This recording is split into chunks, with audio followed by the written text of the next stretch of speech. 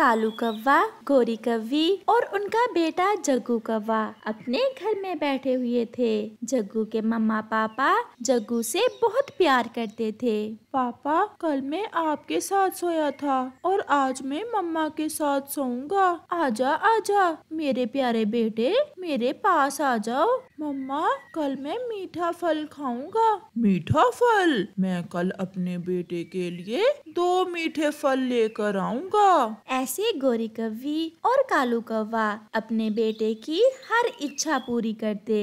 दूसरे रोज गोरी कौवी एक अंडा देती है। मम्मा चलें, मुझे नदी पर जाकर पानी से खेलना है। नहीं बेटा, आप अकेले ही चले जाएं। आज से मैं नदी पर नहीं जाया करूंगी, क्योंकि बेटे तुम्हारा और बहन भाई आने वाला है ना, इसलिए मुझे अंडे की रक्षा करनी है। मम्मा, अभी तो अंडा आया है हमारे घर और आप मेरे साथ नदी पर नहीं जा रही। कल जब मेरा बहन भाई आएगा तो फिर क्या होगा? बेटा, ऐसी बातें नहीं करते। जाओ मेरा बेटा, जाओ, चले जाओ नदी पर। ऐसे ही कुछ दिन गुजर जाते हैं और फिर गोरी के अंडे से बच्चा निकल आता है जो एक कौवी थी। गोरी, ये नरम नरम फल मैं अपनी छोटी के लिए लाया हूँ। आप ये फल मेरी छोटी को खिला दें। नहीं, ये फल मैं खाऊंगा। जग्गू बेटा, आप दाना भी खा सकते हो। ये नरम नरम फल आपकी छोटी बहन के लिए है। मुझे पहले ही पता था कि जब मेरा बहन भाई आ जाएगा तो वो मेरे हिस्से का भोजन खा लिया करेगा। ऐसा कहते हुए जग्गू बाहर चला जाता है।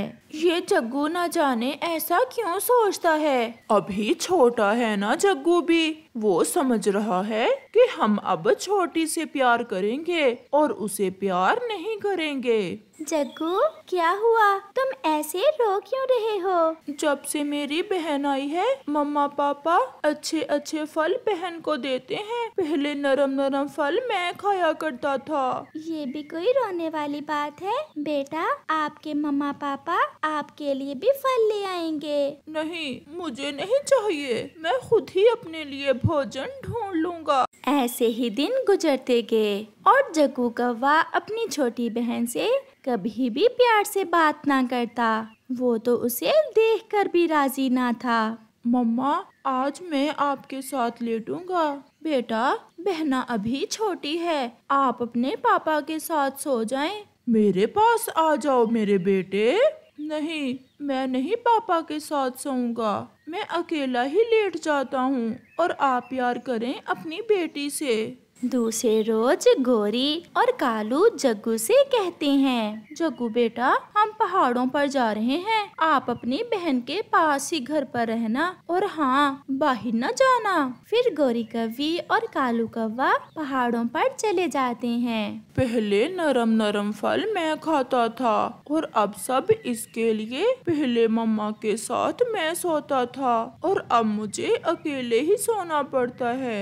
मैं इस छोटी का कुछ करता हूँ। चलो छोटी, मैं तुम्हें नदी दिखा कर लाता हूँ। फिर जग्गू कौवा अपनी छोटी बहन को साथ लेकर नदी पर चला जाता है। वो नदी के पास जाकर अपनी बहन को बैठा देता है और खुद वापस चला जाता है। वो छोटी कौवी ये नहीं जानती थी कि उसका भाई उसे यहाँ क्यों छोड़ कर गया है। वो आहिस्ता आहिस्ता नदी के पानी की तरफ बढ़ती है। पास में बैठा तोता ये सब देख रहा था।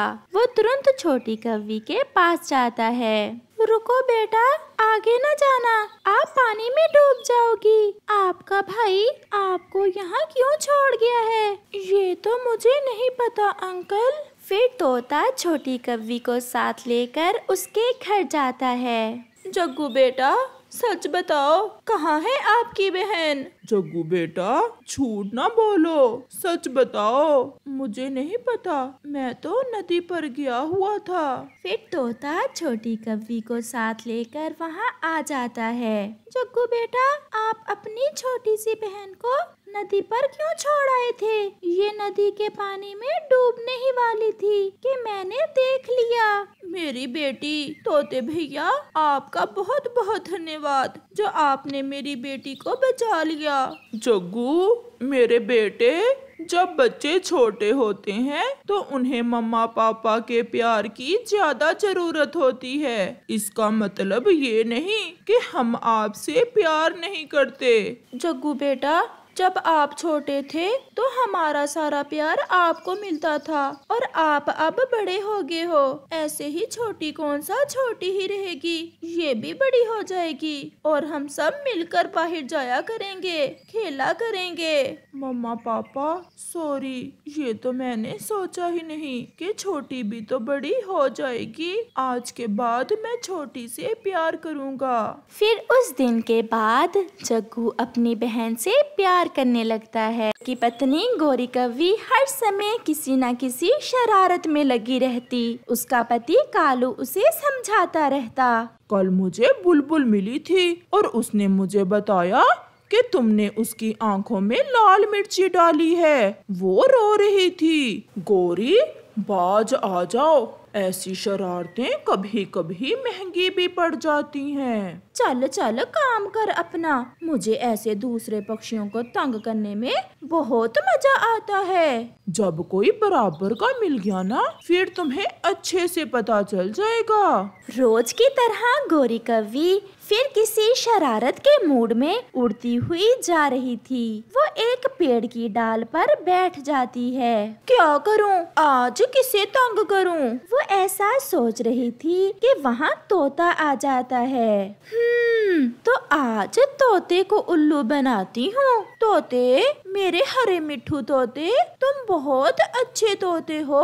मेरा दिल कर रहा है मैं तुमसे दोस्ती कर लूं। सच? क्या सच में बहुत अच्छा हूँ? तो और क्या, कोई और पक्षी तो मुझे अच्छा ही नहीं लगता। बस एक तुम ही हो जो सबसे अच्छे हो। आज शाम मेरे घर आना, मैं अपने तोते भाई जी को नारियल पानी पिलाऊंगी।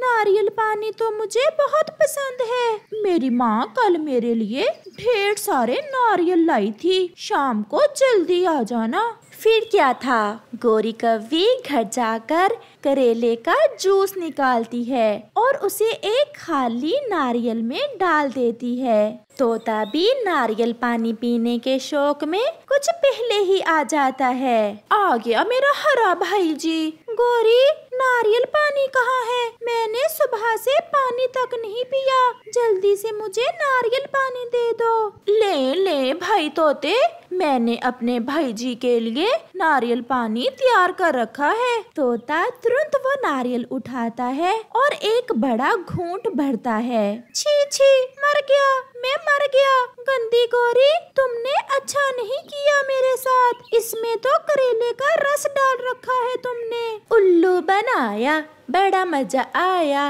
उल्लू बनाया, बड़ा मजा आया। शक्ल देखी है अपनी, मीठा मीठा नारियल पानी पीने वाली। चल भाग यहाँ से, बड़ा आया नारियल पानी पीने वाला। तोता रोता हुआ वहाँ से चला जाता है। तोते भैया, क्या हुआ? आप रो क्यों रहे हो?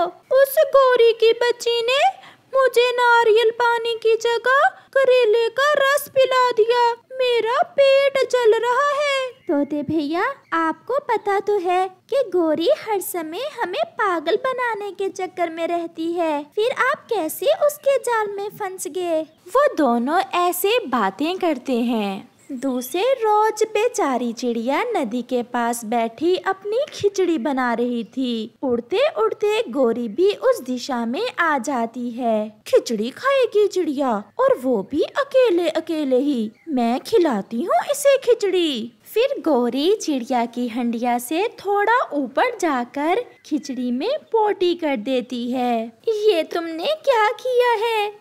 मेरी सारी खिचड़ी खराब कर दी तुमने। अब खाकर देखो, स्वाद और भी बढ़ गया होगा।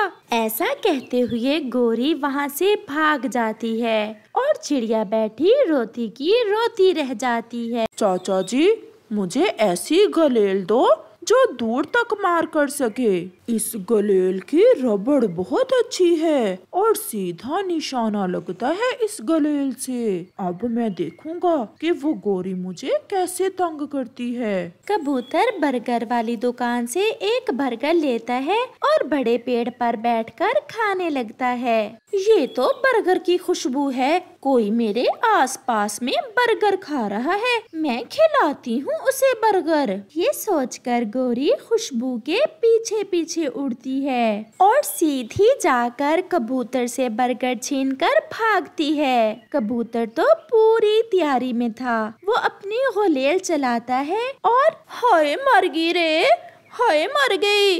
ये क्या मार रहा है? कबूतर दूर बैठा ही मुझे कुछ मारे जा रहा है। गोरी गिर जाती है। कबूतर भी पास आकर गोरी की पूंछ पर गुलेल चलाता है। हाय मेरी पूंछ टूट गई। कबूतर एक बार माफ कर दो, फिर मैं कभी शरारत नहीं करूँगी। खाओ खाओ, मेरा बर्गर खाओ, मैंने भी तुम्हारा इलाज कर रखा है। ऐसा कहते हुए कबूतर फिर से अपनी गुलेल चलाता है। हाय मर गई। शोर सुनकर चिड़िया, तोता और कालू कौवा आ जाते हैं। क्या हुआ कबूतर भैया, आप गोरी को क्यों मार रहे हैं? मेरा बर्गर छीन लिया इस गोरी की बच्ची ने। चिड़िया, बस एक बार माफी दे दे, मैं फिर कभी ऐसा नहीं करूँगी। कबूतर एक बार फिर से गोरी की पूंछ पर गुलेल चलाता है और सब पक्षी हंसने लगते हैं।